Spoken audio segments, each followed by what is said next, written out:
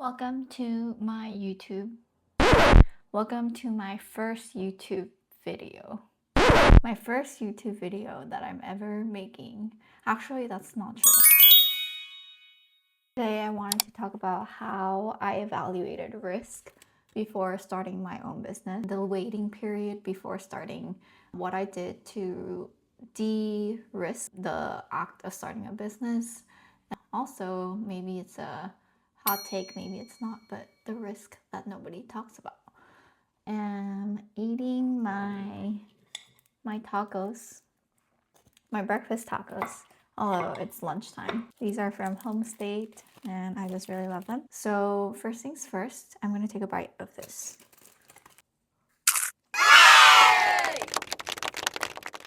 So this is my dog Ruby. He's waiting for me to give him a bite, but I'm not going to because he's gotten a little chunky lately, so he's on a diet right now. I think a lot of people assume that starting a business requires this like huge leap of faith. And honestly, I don't think I would describe it as that for myself because I am a pretty risk averse person and it's not like I quit my job overnight. I didn't have a perfect plan, but for a long time I actually delayed taking the leap of faith because I wanted to avoid uncertainty. So backstory, I used to work in tech as a product designer. I was just part of a startup company and helped design their interfaces. And I was in that role for 3 years. And then before that, I was like at a different company doing basically the same thing. And I had pivoted into this career because I wanted to do something creative, which it was like it's still design. You're like working with visuals and things and thinking about what the best user experience is, which is creative. But I started feeling kind of a need or a desire to want to do things that are more physical, more tactile, doing things with my hands. And I remember having the first thought of like, oh, I think I want to start my own business, and maybe like 2 years before I actually started it. And at that point, I didn't know what I wanted to do. Like, I didn't know what the business was going to be. I had no business idea. I also didn't know even like what area I was going to be in. I just knew that I wanted to start a business because I liked the idea of like working for myself rather than for somebody else. And I also knew that I'm a person who who can put in a lot of energy into the work that I do. And I know some people say like, oh, like a job is just a job. You just need to like clock in, clock out, get your paycheck, and that's it. I think there are definitely people like that, but I realized over time and over my life that I'm not one of those. I actually need to find some type of gratification and fulfillment through my work because it's something that you do for a big chunk of your day, like, and a big chunk of your life. I want it to feel like it's worthwhile. And so I knew that the work that I was currently doing wasn't fully fulfilling for me. Like, yes, it had a good mission. Yes, it was like high paying. It was a good job. But there was something in me where I was like, oh, I know that I am meant for more. And I didn't know what that more was. And I'm not meaning it in terms of like, oh, I'm meant for like more success or more money. I knew that there was going to be something else that I would feel in greater alignment with just internally. And so that was the main reason. And then the other reason was I also looked at kind of like everyone above me in my current role in tech. And there was no one's life that I actually envied or role that I envied either. Like I started to lose motivation to climb the corporate ladder because money was no longer a motivator for me. And so that's how I knew that just staying in the current role wasn't going to lead me to be happier. So I knew that like 2 years before I started my business, and I didn't know what I exactly wanted to do my business in. So I spent some time just exploring, and I did this while I was in my tech role, and I knew that it was going to be in the creative space because I just love doing things with my hands. And so I took a bunch of courses at a college called Otis. It's an art college in West LA area. and they have like extension courses for adults, so I did them mostly on weekends and on weeknights. And I did a bunch of different things, like I did woodworking, I did glass fusing, letterpress printing, jewelry making. And jewelry making was the one that I really loved and started to get really curious about. In the beginning, it wasn't like, oh, I'm gonna like do this to find my business idea. It was more like, I want to take classes to feel creative again and inspired again. And somehow I landed with jewelry making being kind of like really interesting to me. Even when I started making my own jewelry, it wasn't to make it a business. It was just like, oh, this is like a cool creative outlet. I started by making some pieces for myself, then commissions for other people. They would ask me to make something for them, so I would do that. And then eventually I had the idea of like, okay, why don't we turn this into a workshop so that other people can feel what I felt when I first discovered jewelry making, where it felt fun and also kind of like grounding, able to just focus on something right in front of you. And it's very different than the constant overstimulation that we feel through social media. And so I wanted to turn it into an experience that other people could experience. I've said so many experiences. So that was kind of like the trajectory of how the business came to be. But I waited a while to like actually make it into a business because I wanted to be pretty certain about different aspects, because I'm kind of risk averse and I am also a perfectionist.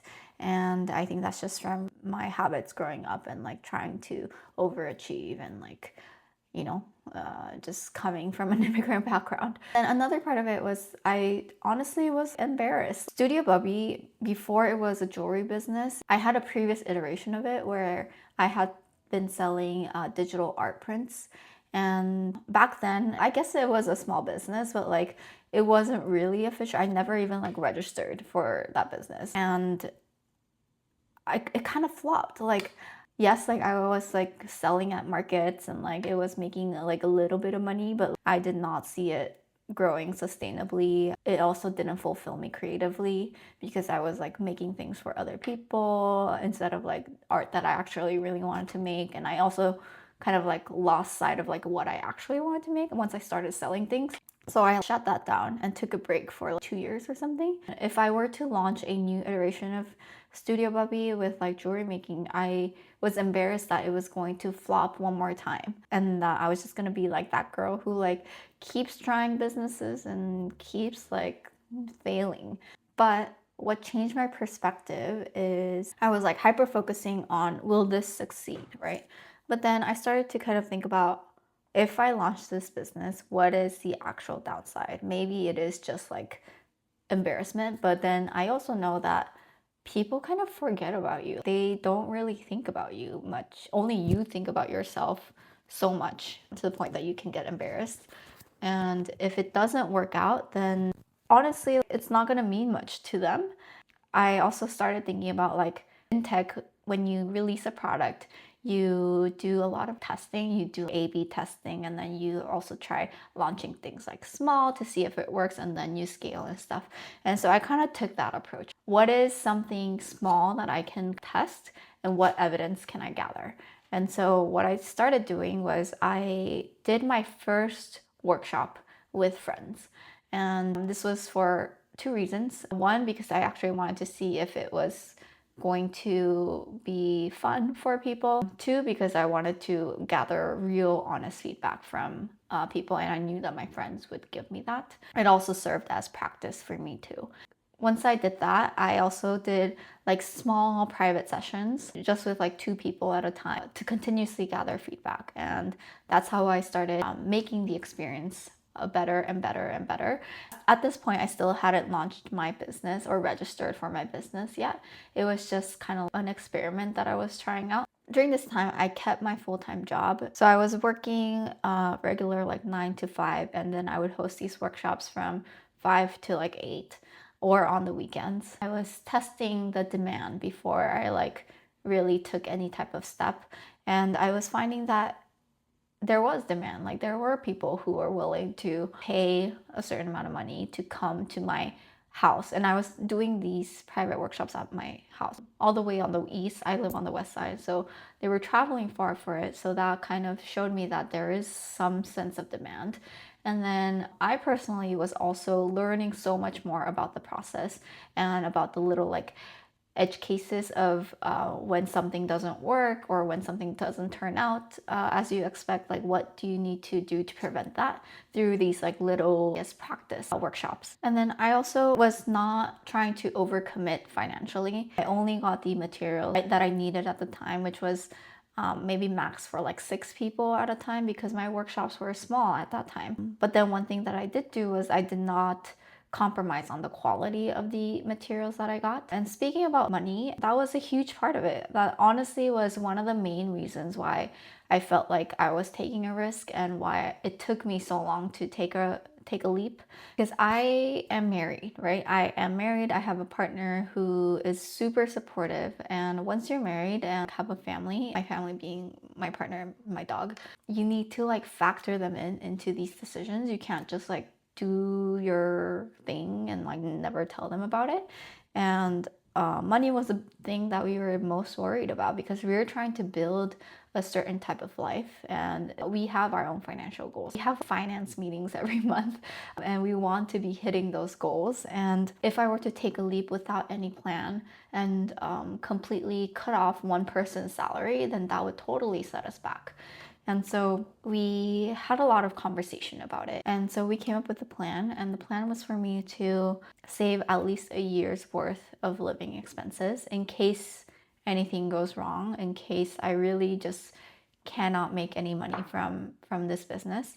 Then I have a year's worth of being able to figure it out, right? The other thing was, because I was in like a corporate role, there were benefits that I had, and the plan was to kind of like max out all those benefits that I possibly could, like really like squeeze it out as much as I could, because who knows when I'm gonna get my next role. And so what I did was I maxed out my retirement accounts. I used all the health benefits that they provided for me. I made sure to get like the checkups, the everything before I quit, because I was in a good health insurance. I really used up the education stipend and invested in things that would actually be helpful for me even now, rather than just for my role back then. So it was something that I could use for both. What else did I do? And then honestly, like, I just made sure that I was doing a good job, because network matters, and I didn't want to leave the company on bad terms or anything like that. And so I think it was about a year that I was planning to leave the current company that I was at. More seriously, it was like 5 months. But yeah, during that whole time, I was like saving up. I was working really hard. I was like making sure that I was maxing out all my benefits. Like it was like that. And then once I hit my like 1 year's worth of living expenses, I realized that I felt pretty like comfortable quitting, because now I had that much, and that was kind of like the fun for me to run my business. And I also set limits for myself of like, if I were to hit X number amount in my savings, then I'm actually going to reconsider. And then I kind of put a cap of like, this is the maximum amount of money that I'm going to invest in my business before I reconsider and like get back to being in a corporate job. So creating a financial plan like that really made me feel less like it was a risk, because there were things that I was going to do. If something went wrong, then I had a plan. And I think something that a lot of people don't talk about is actually the real risk behind all of this, which is the regret. Honestly, that's something that kept coming up in my mind of like, what if I regret never taking the leap, right? I was evaluating my life, and at that point, I don't have kids, I don't have a mortgage.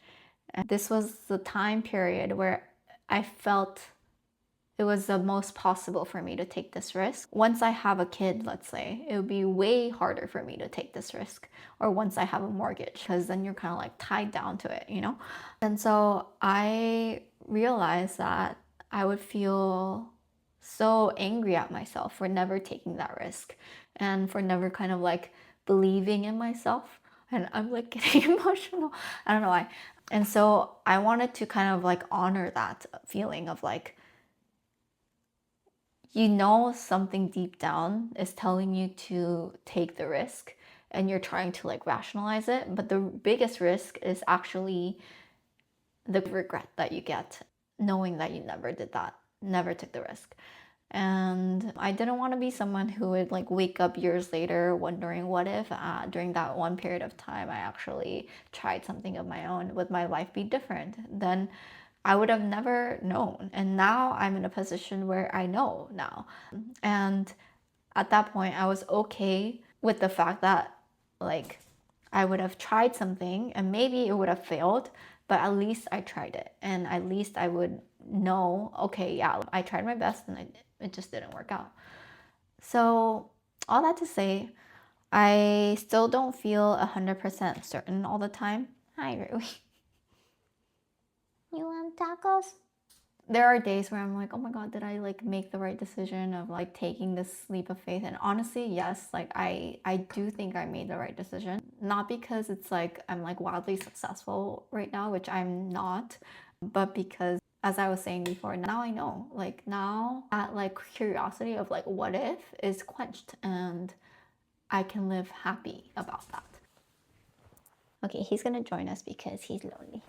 Last thing that I'll say is that I think confidence comes less from personality and more from evidence. Like evidence that you can face your fears, evidence that you can kind of like figure it out when you really don't know what you're doing. And that's me right now. Evidence that you can learn and just do the things that make you scared. And because of that, I feel like I've become a more confident person. And it's not the loud confidence that a lot of people think about.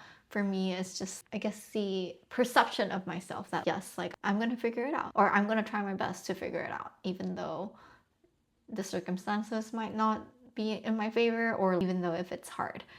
Honestly, I think a lot of people are more capable of starting than they realize. So let this be a sign for you to take that first step towards starting your own business. Like, subscribe, follow, all the things. Bye.